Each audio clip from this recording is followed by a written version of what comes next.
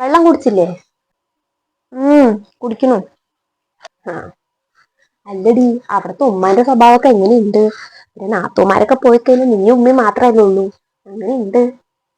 ഓ, അവിടെ ഒന്നും കുഴപ്പമില്ലമ്മ. ഉമ്മയൊക്കെ പാവാ. പിന്നെ ചെറിയ നാത്തൂനും വലിയ കുഴപ്പമില്ല. വലിയ നാത്തൂനില്ലേ, അതാ പ്രശ്നക്കാരി.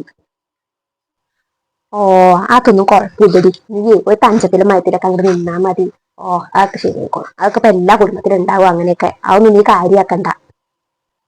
ഉം അവരൊക്കെ എപ്പോഴെങ്കിലൊക്കെയല്ലേ വരുള്ളൂ. അവരുടെ കുട്ടികളൊക്കെ സ്കൂളിൽ പോവാറായില്ലേ? അപ്പൊ പിന്നെ അവർ എപ്പോഴും വന്നിരിക്കൊന്നുമില്ലല്ലോ. ഐഷത്താത്താ, താത്താ, ആര് വിളിക്കണ്ടല്ലോമ്മ?